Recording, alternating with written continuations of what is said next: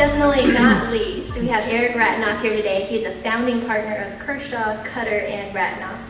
He has more than 20 years of experience and has been termed a super lawyer. He has tried and settled cases related to disability insurance, brain injury and spinal cord, medical malpractice, and the list keeps going. He recently settled one of the largest verdicts in Sacramento and also serves on the board of directors for the California Brain Injury Association. Thank you, Mr. Ratinoff, for joining us today. As an attorney who has experience with brain injury-related cases, what tips or recommendations can you provide for us as clinicians that can also add to our discussion of reducing liability? Well, in sitting here, one thing I learned was that pretty much everything that I would speak to you about as a lawyer, your own athletic training community is already talking to you about. I mean, everything that was just said here is a number of points that were said were the points that I was going to talk to you about. And so, how do you deal with the liability situation if you're an athletic trainer and you're concerned about getting sued? First of all, can I have a show of hands? Who here is actually concerned about getting sued as an athletic trainer? So, okay. I think that probably, especially in light of the awareness that's out there regarding brain injury, second impact syndrome, the rules and the regulations that are being adopted, and the learning that's gone on over the last decade, I think that what overall you're going to see as a community is less liability, not more. In the legal framework that gives rise to liability actually protects the vast majority of circumstances that would affect athletic trainers.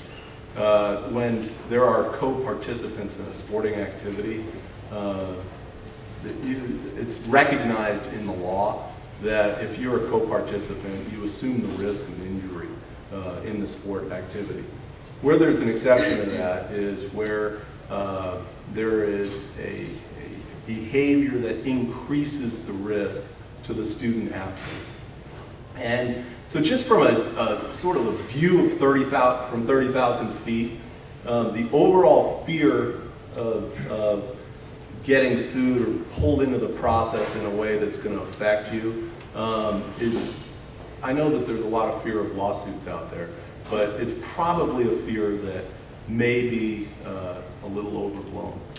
But, so what's the real important message though that I've heard from every single person here? I mean, the number one way, I look at it from the standpoint, if I was to reverse roles with any one of you that's in the athletic training community, and I was to speak to you and say, you know, what is it that makes me love what I do for a living?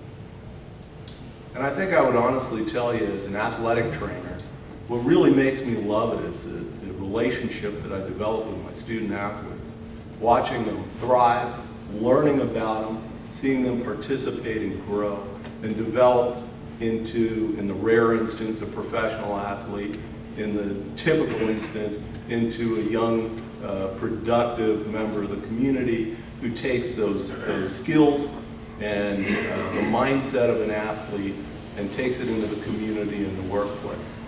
And so, you know, my first lesson to you, or my first statement to you in terms of avoiding liability or minimizing liability, is first focus on what you really love about your job.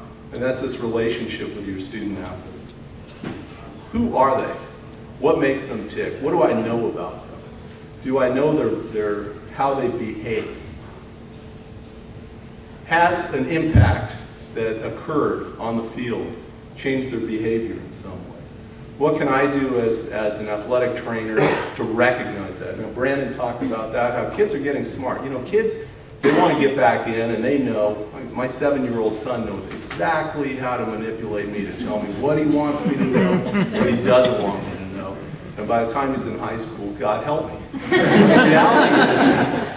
The reality is that, so as an athletic trainer, there's tons of education, and those little computer discs we put on your table, there's links to all kinds of information that you can turn to learn more about concussion and how to spot things. But, you know, learn about what are the signs and symptoms of a concussion. Respond to that.